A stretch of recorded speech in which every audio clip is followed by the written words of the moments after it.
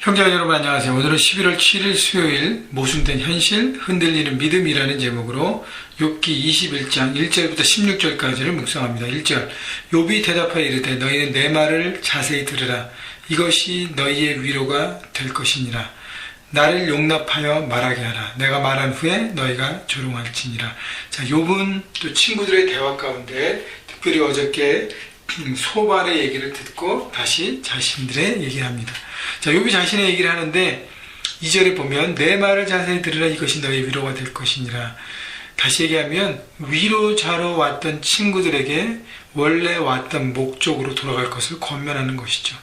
위로자로 왔다가 욥과의 대화 통해서 통하지 않는다고 생각하고 욥이 받아들이지 않고 자신들의 의견이 욥에게 이렇게 막힌 벽처럼 온다고 생각해서 욥을 비난하고 조롱하고 정죄했습니다.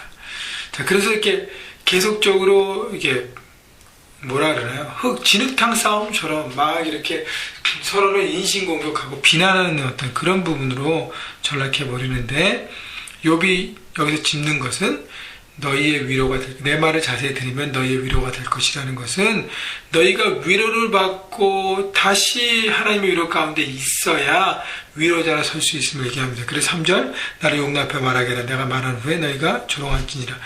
나에게 말하게 하고 내 뜻과 내 생각과 그리고 내가 왜 이런 상황에 처해 있는지 전체를 잘 이해하고 들어야만 그 다음에 너희가 거기에 대해서 반박하도 그 다음이라는 것이죠.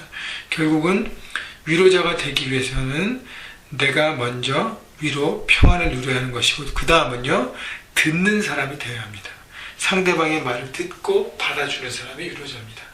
여러분 이 세상에 말하기를 좋아하는 사람은 많지만 듣기를 좋아하는 사람은 적습니다. 여러분 삶의 현장에서 가정에서 여러분 직장과 또 캠퍼스에서 여러분 동료와 친구들 또 여러가지 주변 사람들의 얘기를 들어주는 사람이 되십시오. 그러면 그 사람을 품고 그 사람의 위로자로 하나님의 주신 사명들을 감당하게 될 것입니다.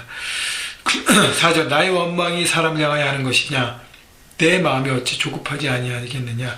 여기서 말하는 나의 원망이 사람을 향해 하는 것이냐라는 것은 하나님에 대한 원망. 근데 여기서 이제 원문에 보면 원망이라는 것보다 근심과 걱정이라는 것이죠.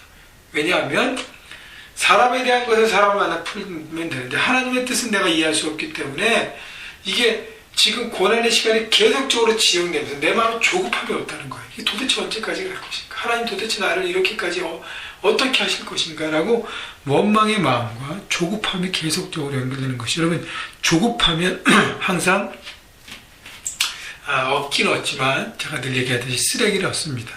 그래서 조급한 마음은 버려야 돼요. 하나님의 뜻이 있다면 현재 지금의 상황들을 믿음으로 바라보고 기다려야 하는 것이죠. 기다림이 올바른 선택입니다. 너희가 나를 보면 놀라리라. 손으로 입을 가리리라. 내가 기억하기만 하여도 불안하고 두려움이 내 몸을 잡는구나. 내 고통의 시간을 기억만 하면 그러니까 문제 가운데 빠지게 되고 문제 안에서 그 고통의 시간 동안 너무 괴로운 것이죠. 그래서 하나님 앞에 조급한 마음으로 하나님 도대체 언제까지입니까? 조급할 수밖에 없다는 것이죠. 그래서 기다려야 하는 것입니다. 기다리면 어렵습니다. 그러나 하나님 말씀을 의지하고 날마다 기도함으로 하나님의 마음에 붙들린 바 되어서 기다릴 때 승리하게 될 것입니다. 여러분 고통의 때 어려운 상황 가운데 도대체 어느 때까지니까 생각될지 모르지만 여러분 하나님 향해서 나아가고 믿음으로 바라보고 여러분의 그분 안에 있다면 무엇이든지 하나님 뜻 가운데 풀어질 것입니다. 여러분 믿음으로 바라보시고 기다리시면서 승리하시기를 주님의 이름으로 축원합니다.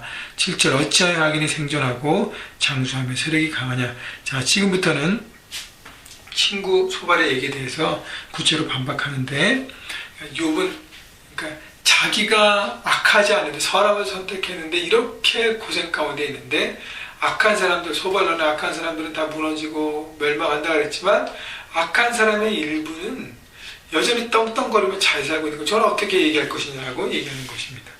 물론 일리가 있어요. 그죠? 어찌하여 악인이 생존하고 장수하고 세력이 강하냐. 8절 그들의 후손이 앞에서 그들과 함께 굳게 서고 자손이 그들의 목전에 그러하는구나. 그들이 함께 자손과 함께 굳게 서 있다는 것. 9절 그들의 집이 평안하고 두려움이 없고 하나님의 매가 그들을 임하지 않고 그들의 수소는 새끼를 베고 그들의 암소는 낙태하는 일이 없이 새끼를 낳는구나. 집과 그들의 소유와 모든 것들이 풍족하다는 것이죠. 11절 그들의 아이들은 양떼같이 내보내고 그들의 자녀들은 춤추는구나. 그들은 소고와 수금으로 노래하고 피리를 불어 즐기며 그들의 날을 행복하게 지내다가 잠깐 사이에 스월에 내려가는구나. 너무너무 기쁘고 즐거운 사이에서 막 지나기 때문에 시간이 가는 줄 모르고 너무 행복하게 지내다가 그 다음에 스월 이제 죽어서 밑바닥으로 가는 것이죠. 근데 그러할지라도 14절 그들은 하나님께 말하기를 우리를 떠나서 우리가 주의 도리를 알기를 바라지 아니하나이다. 15절 전능자가 누구기에 우리가 섬기며 우리가 그에게 기도하는데 무슨 소용이 있으려 하는구나. 결국 인생의 어려움들을 만나고 바닥을 칠 때도 뭐라 그래요? 우리는 하나님 필요 없습니다. 하나님 필요치 않는 사람, 하나님을 거부하고 자신들이 주인된 삶을 사는 사람들은 하나님의 다스림과 하나님의 주권을 거부하는 것이죠. 하나님의 자녀가 되는 것을 거부하는 것이죠.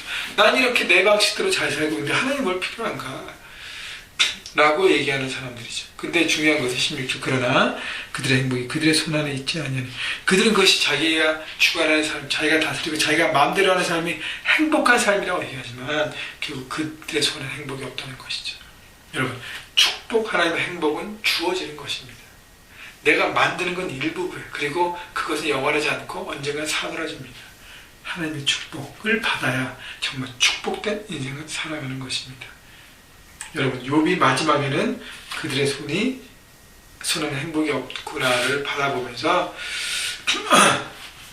자신의 삶과 비교하면서 참 어렵지만 그 안에 행복이 없고 내 안에 축복이 있으면 믿음으로 바라본 것이죠. 여러분 악인이 잘 되고 주변에 하나님 모르는 사람이 잘 되는 것을 바라볼 때 시기하는 마음과 참 안타까움이 있지만 여러분 그것이 그들의 삶이 영원하지 않다는 것을 바라보시고 여러분 그들 안에 행복이 없는 것을 바라보시고 행복은 하나님 안에 있는 삶이 축복인 것입니다. 오늘도 하나님 안에 거하면서 하나님의 방법대로 삶의 현장에서 그렇게 순종하시고 그리스도의 계절을 이뤄가시고 그리고 그 사람들 가운데 한 영혼 잃어버린 영혼을 주님께 돌아오게 해서 그래도 하나님 안에서 축복된 삶을 누리게 하는 여러분 모두가 되시기를 생명을 낳는 모든 자가 되시기를 주님의 이름으로 축원합니다.